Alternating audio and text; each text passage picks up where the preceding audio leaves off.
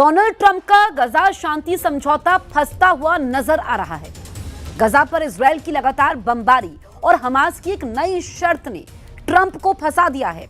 वहीं तुर्की के राष्ट्रपति एर्दोआन ने इजरायल को चैलेंज करने वाली एक ऐसी बात कह दी है जिससे नेतन्याहू का गुस्सा 7वें आसमान पर पहुंच गया है। अगले 24 घंटे में गजा को लेकर बातचीत अब नए युद्ध की वजह बन सकती है।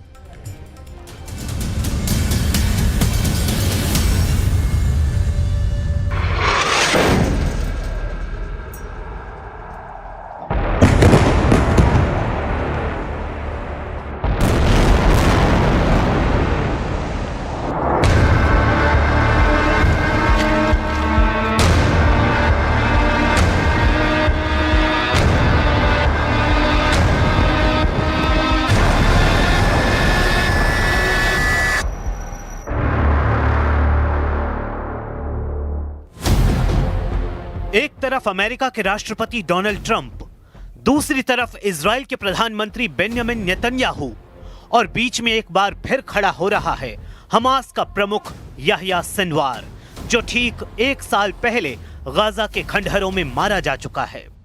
हमास और इजराइल के युद्ध में अचानक याह्या सिनवार की एंट्री कैसे हो रही है?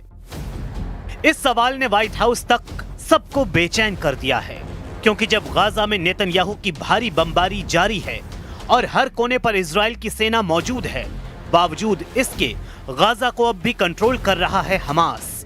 हमास ने डोनाल्ड ट्रंप के सामने बहुत बड़ी शर्त रख दी है। हमास ने कहा है कि अगर डोनाल्ड ट्रंप गाजा पर डील चाहते हैं तो इजराइल को याह्या सिनवार की लाश लौटानी होगी। याह्या सिनवार हमास का प्रमुख था और उसी ने 7 अक्टूबर 2023 को इजराइल पर हुए हमले का मास्टर प्लान तैयार किया था। याह्या सिनवार की लाश वापस लेकर आखिर क्या चाहता है हमास, और क्या है इस डिमांड को लेकर हमास का एजेंडा? इस सवाल ने अमेरिका के राष्ट्रपति डोनाल्ड ट्रंप और इजराइल के प्रधानमंत्री बेंजामिन नेतन्याहू को बहुत बड़ी उलझन में डाल दिया है, क्योंकि इजरायली बंधकों को लेकर डील अब तक फाइनल नहीं हुई है। और इस बीच पूरी पिक्चर में याह्या सिनवार की एंट्री ने डील में बड़ा वाला पलीता लगाने का काम किया है। हमास की डिमांड है कि न सिर्फ याह्या सिनवार की लाश सौंपी जाए, बल्कि उसके भाई मोहम्मद सिनवार की बॉडी भी वापस की जाए, और ये शर्त डोनाल्ड ट्रंप के गाजा पीस प्लान का हिस्सा मानी जाएगी।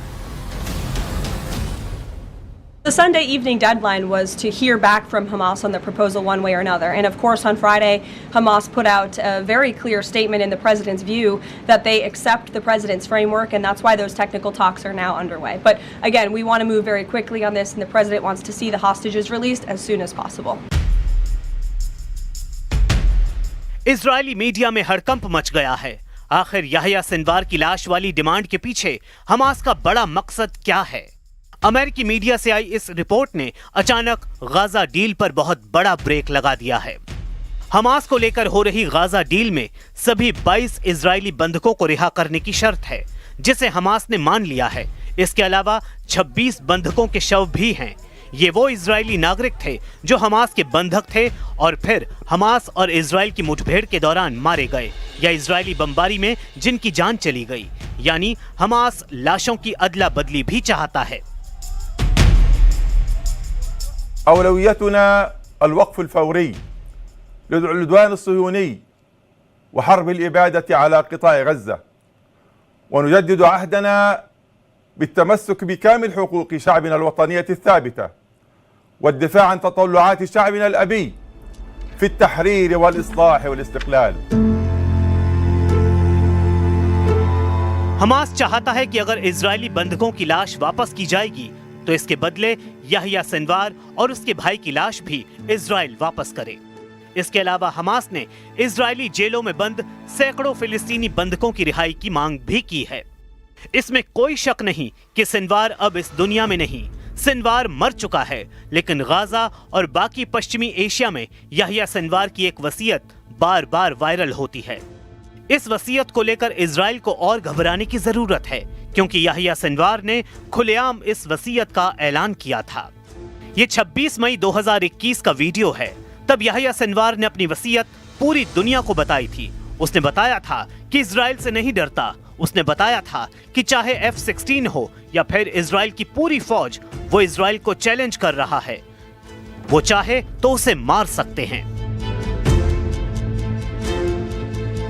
وأنا أقضي إلى الله سبحانه وتعالى شهيدا على يده. أنا اليوم عمري 59 سنة. أنا حقيقة أفضل أن أستشهد بالF-16 أو بالصواريخ من إني أموت بالكورونا، أو من إني أموت بجلطة أو بسكتة أو بحادث طرق أو بشغلة من اللي بيموتوا منها الناس। सिनवार बता रहा है कि इजराइल उसका कुछ नहीं बिगाड़ सकता। 3 साल पहले ही सिनवार ने ऐलान कर दिया था कि वो एक शहीद की तरह मरना चाहेगा, यानी लड़ता हुआ मरेगा, ना कि ऐसी मौत चाहता है जिसके कोई मायने नहीं। 16 अक्टूबर 2024 को सिनवार के खिलाफ जब ऑपरेशन शुरू हुआ, तब उसकी तलाश में इजरायली ड्रोन एक एक इमारत में घुसकर तलाशी ले रहे थे। जब वो इस बिल्डिंग में दाखिल हुआ तो सामने सोफे पर एक शख्स बैठा हुआ नजर आया। उसका एक हाथ बुरी तरह टूटा हुआ था। वो ड्रोन को तिरछी निगाहों से घूरता रहा। ड्रोन भी मंडराता रहा।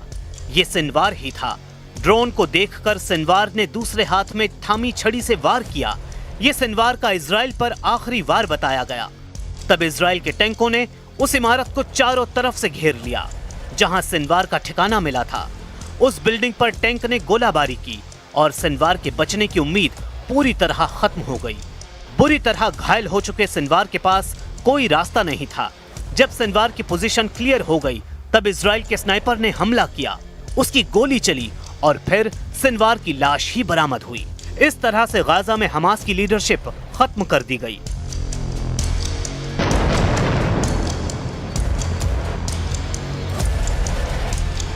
गाजा का मौजूदा स्टेटस बहुत ही खतरनाक दौर में पहुंच गया है। अब तक 67,000 लोगों की मौत हो चुकी है। 1,60,000 से ज्यादा लोग घायल हैं। गाजा पर अब भी इजराइल के वो बंकर बस्टर बम फट रहे हैं जिनकी अमेरिका से सप्लाई लगातार जारी है।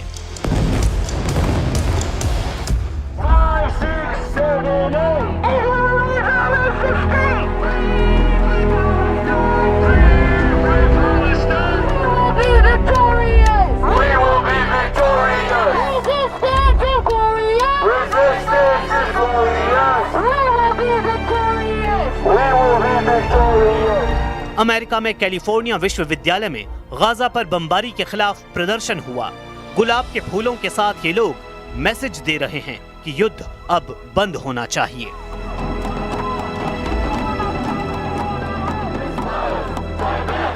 The roses and the flowers, they're a symbol of peace, they're a symbol of humanity, of hope, you know. We're talking about innocent civilians and children. There's not a military on military war going on here, you know. Hamas के पक्ष में एक बार फिर तुर्की के राष्ट्रपति Erdogan आ गए हैं। Erdogan ने कहा है कि गाजा में शांति लौटे, इसकी जिम्मेदारी सिर्फ हमास पर नहीं डाली जा सकती।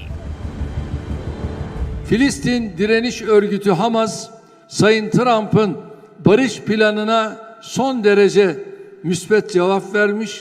Böylece barış iradesini çok net ortaya koymuştur.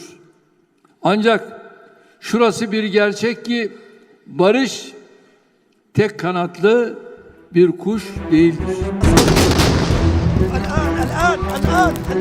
يا الله راح دفاع مدني 2 साल तक इजराइल की बमबारी ने गाजा का क्या हाल किया है, कैसे पूरा गाजा मलबे में तब्दील कर दिया गया है, उसका एक नया वीडियो भी आया है और सैटेलाइट तस्वीरें भी रिलीज की गई हैं। ये संयुक्त राष्ट्र के सैटेलाइट सेंटर से रिलीज की गई तस्वीरें हैं। संयुक्त राष्ट्र के मुताबिक गाजा में 1,93,000 इमारतें या तो पूरी तरह तबाह कर दी गई हैं या अब रहने लायक नहीं बची हैं। गाजा में 213 अस्पताल और 1,029 स्कूलों को टारगेट किया गया और उनको बड़ा नुकसान पहुंचाया गया है। गाजा में इस वक्त 36 में से 14 अस्पताल ही थोड़ा बहुत काम कर रहे हैं।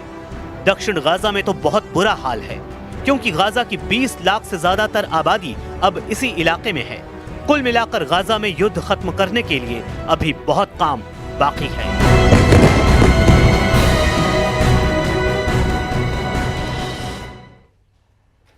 डोनाल्ड ट्रंप ने पुतिन को अब खुलेआम धोखा देने की शुरुआत कर दी है। जेलेंस्की को अब वो मिसाइल मिलने जा रही है जो पुतिन की राजधानी और उनके सबसे पसंदीदा शहर सेंट पीटर्सबर्ग को पूरी तरह जला सकती है। ट्रंप की नई मिसाइल सप्लाई के बारे में सुनकर पुतिन बुरी तरीके से भड़क गए हैं। उन्होंने ट्रंप को बता दिया है कि इसका अंजाम बहुत बुरा होगा।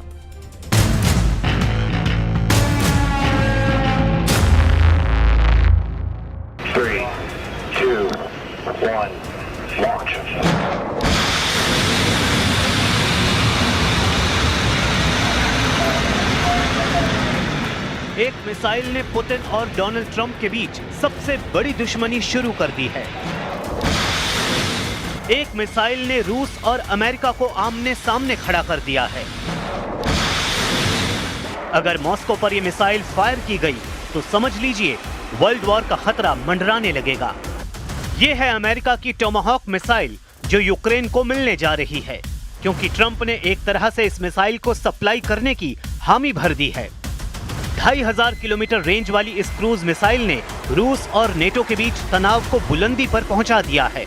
900 किलोमीटर प्रति घंटे की रफ्तार से ये मिसाइल जमीन से 30 मीटर की ऊंचाई पर चलती है, यानी रेडार पर इसको ट्रैक करना आसान नहीं होता। डोनाल्ड ट्रंप ने टोमाहॉक को लेकर एक ऐसा बयान दिया है जिसने पुतिन का गुस्सा भड़का दिया है। अब तक यूक्रेन का युद्ध कंट्रोल में रहा है, लेकिन ट्रंप की इस मिसाइल को लेकर अब वर्ल्ड वॉर का खौफ साफ साफ नजर आ रहा है। I've sort of made a decision, pretty much. If you consider, I think I want to find out what they're doing with them. Yes. You know, where are they sending them? I guess I'd have to ask that question. जब Trump Ukraine के लिए Tomahawk missile पर मुहर लगा रहे थे, तब Putin अपना 73वां जन्मदिन मना रहे थे। सेंट पीटर्सबर्ग में 300 साल पुराने चर्च पहुंचे पुतिन ने ऐसी बात कही है जिससे यूक्रेन से ज्यादा अमेरिका को झटका लगेगा। अपने तमाम शीर्ष कमांडरों के साथ प्रार्थना करते हुए पुतिन ने नई कसम खाई है।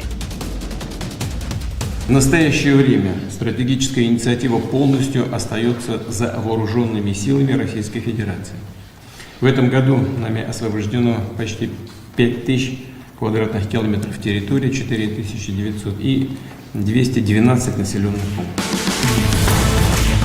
पुतिन ने बताया है कि वो यूक्रेन की 5000 वर्ग किलोमीटर जमीन पर कब्जा कर चुके हैं, लेकिन पुतिन के जहन में बहुत कुछ चल रहा है। उनके जहन में ज़ेलेंस्की भी है, पुतिन के दिमाग में डोनाल्ड ट्रंप की चालबाजी भी है, और पुतिन उस टोमाहॉक मिसाइल के बारे में भी सोच रहे हैं जिस पर ज़ेलेंस्की और ट्रंप के बीच बड़ी सीक्रेट डील हो चुकी है। टोमाहॉक अमूमन समंदर से लॉन्च की जाती है। इस मिसाइल को समंदर में जंगी जहाज से लॉन्च किया जाता है। इस मिसाइल को पनडुब्बी से फायर किया जाता है। ऐसे अटैक अमेरिका ने कई बार इराक और अफगानिस्तान में किए हैं। सीरिया और यमन पर भी यही मिसाइल बरसाई हैं। अब इसका लैंड बेस्ड लॉन्चर, जिसे लॉन्ग रेंज फायर्स यानी LRF लॉन्चर कहा जाता है, ये ऐसा विकल्प है जिसे अमेरिका खुद अपनी सेना से हटाना चाहता है। लेकिन यही विकल्प अब यूक्रेन के युद्ध को तेज करने का नया ईंधन बन सकता है। टोमाहॉक की रेंज और उसकी बाकी खासियत बता रही हैं कि ये मिसाइल रूस के लिए बड़ा खतरा साबित होंगी। ये यूक्रेन की फायर पावर और रेंज दोनों कई गुना बढ़ा देंगी। 2500 किलोमीटर रेंज वाली टोमाहॉक रूस के किन शहरों के लिए बड़ा खतरा है वो देखिए। यूक्रेन की राजधानी कीव से रूस की राजधानी मॉस्को की दूरी 700 किलोमीटर है। कीव से ही रूस के एक और बड़े शहर सेंट पीटर्सबर्ग की दूरी 1000 किलोमीटर है। वहीं दक्षिण में क्राइमिया की दूरी 800 किलोमीटर है। और यहाँ से रूस की सेना को उखाड़ फेंकने का ख्वाब ज़ेलेंस्की कई सालों से देख रहे हैं। जाहिर है कि ज़ेलेंस्की लैंड बेस्ड लॉन्चर की मदद से ही इस मिसाइल को फायर कर पाएंगे। अमेरिका ने टोमाहॉक को 1983 में सेना में शामिल किया था, लेकिन इराक युद्ध से लेकर अफगानिस्तान की जंग और यमन से लेकर सीरिया में अटैक और साथ ही ईरान के परमाणु अड्डों पर भी इसी मिसाइल से हमला किया जा चुका है। अब इस मिसाइल का अगला टारगेट रूस के बड़े बड़े शहर और मिलिट्री ठिकाने बन सकते हैं। यही बातें हैं जिसकी वजह से अमेरिका की टोमाहॉक मिसाइल को देखकर पुतिन बिगड़ गए हैं। इसमें कोई दो राय नहीं कि टोमाहॉक क्रूज मिसाइल की खबर देखकर पुतिन उखड़ गए हैं। अब दावा किया जा रहा है कि टोमाहॉक मिसाइल को देखकर पुतिन का गुस्सा रिकॉर्ड तोड़ रहा है। Были вопросы, связанные, скажем, с обсуждением проблем с поставками новых систем оружия, в том числе дальнобойных систем. высокой точностью это томагавки и так далее. Ну, я уже сказал, что это приведет к разрушению наших отношений, во всяком случае наметившихся позитивных тенденций в этих отношениях. टोमाहॉक क्रूज मिसाइल को लेकर इतना डायरेक्ट मैसेज पहले कभी नहीं आया। ट्रंप खुद बोल रहे हैं कि सब विकल्प उनकी मेज पर हैं